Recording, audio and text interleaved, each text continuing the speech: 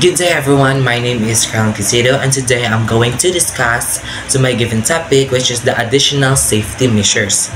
And first we have wall support. So masonry walls must be supported at a specific height to prevent collapse. So masonry walls needs temporary support to certain heights to stop them from collapsing during constructions. And that's why wall support is very important during the construction, no? So that di ma-prevent ang mga arrays nga mahitabo, especially mo-collapse na siya. And next is the training.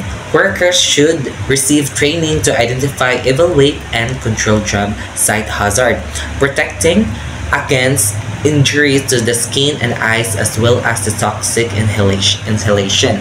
So workers must be trained and recognize hazard and protect themselves too from skin, eye, and breathing in danger. So unsa man, and especially no sige jud tag PPE, personal protective equipment, and that should be nga malsulob jud na siya and mayuse siya during the construction so that maka-kuan siya sa mga race nga mahitabo diri sa tuwang self, and dili para wala na daghang hago jud og kuan dili na ka makasakit-sakit if we are trained and we are aware and makasulog jud tag makagamit ta mag-use jud tag proper wearing of the PPE.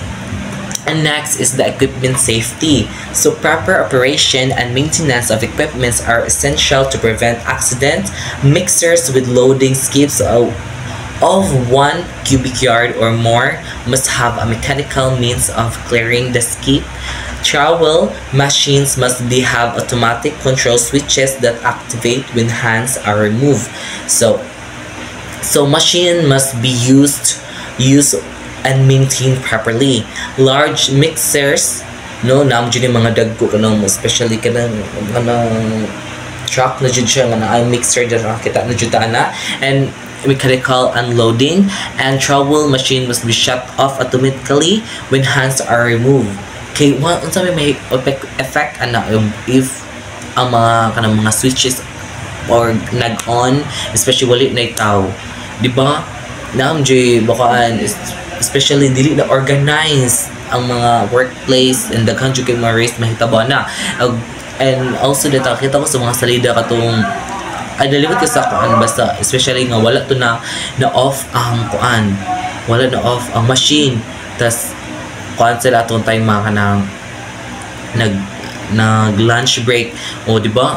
Siyempre of course lunch break din ang hawa ang katong nga ngadto na sa canteen and wala dai na off sa ilahang ka-workmate, and moto ansay na kanyo nakaon jud siya as in namatay jud siya basta ang mga big equipment nga wala jud siya na off.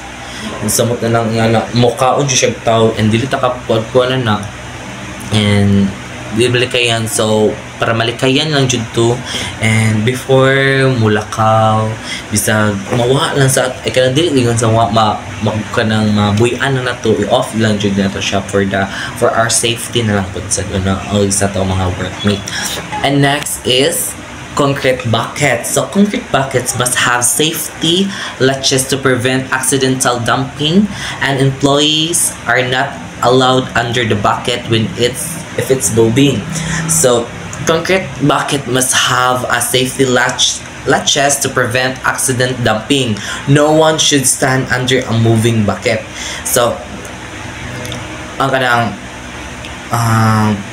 sa kalan no kating buckets we all know kanang murag lisudlan guro na sa mga semento, and of course wait, let me search it.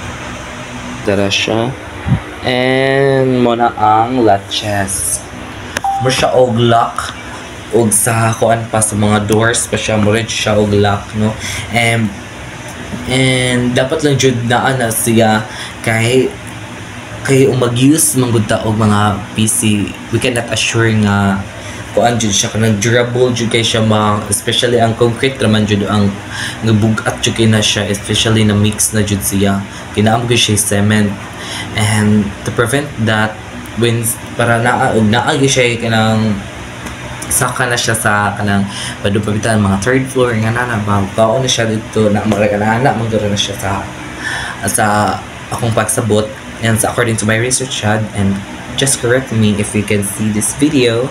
And dili na lang po ta magtagkantadaan na, dili na lang po ta magbinanghag. And next is the precast concrete. Lifting hardware must support at least 5 times the maximum intended load, and only essential employees are allowed under the precast concrete during lifting. So lifting devices must be strong enough to carry 5 times the load. Only necessary workers should be under precast elements during lifting. And lifting hardware must kanang kuan siya, with lifting heavy objects, jud no, kanang dili jud siya mo kaana siya kanang we need support. But hagod atong gi-discuss na ko sa wall support, especially kanang na siya mga high heights, so no, kanang to prevent collapses. So kani po ang kaning precast concrete mag-need siya at least 5 times support. Okay, once maguna mag-lift, we cannot assure, especially kanang naan siya sa babaw, correct me if I'm wrong ha, and kanang gi pa doon na siya sa isa sa babaw, and we cannot assure dili siya 5 times manggod kay kung ano siya kanang may mga possible na matagak sa ang katong mga gipang lift gikan sa babaw, ni matagak dira sa ubos, ug dili jud siya kuan kanang dili siya strong enough jud ba nga nagali. And para ma-ensure na lang sa just mo-follow na lang dito sa rules nga 5 times nga support, so that bigla ta maka-cause og accident, kay mas cause pa ang makakonta og accident, especially sa itong mga workers if dili na lang dito mo-follow sa rules. And to avoid that, we need to follow the rules by panic. Next is the concrete pumping system. So compressed air hoses must have faceted fail-safe joint connectors to prevent separation when pressurized. So concrete pumping system, no, kay compressed air hoses need as secure fail-safe connectors to prevent them for disconnecting under pressures. So wait, i-search na ko siya concrete. Did you see that? Masyadong mga ani wala siya magagamiton sa mga buildings, no?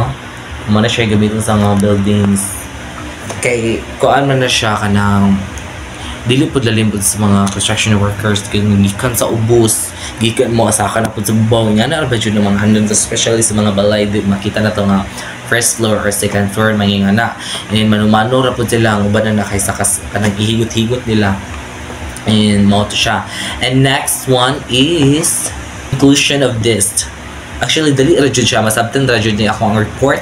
For the conclusion of this report, adhering to OSHA guidelines and using an appropriate PPE are crucial for minimizing risk and ensuring a safe working environment in masonry.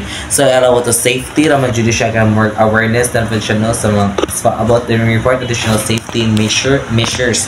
So, if we just follow safety rules and wearing proper PPE, reduce accidents and keeps workers safe, no?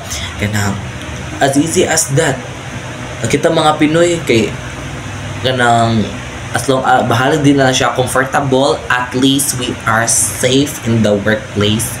Nga na lang kay tang Pinoy alimutan dili na ano siya ng mga Pinoy ba naka-family ulian, you should wear PPE because your family is in your hands. Wala sila makaon, wala tayo wala kay sweldo, ano ra.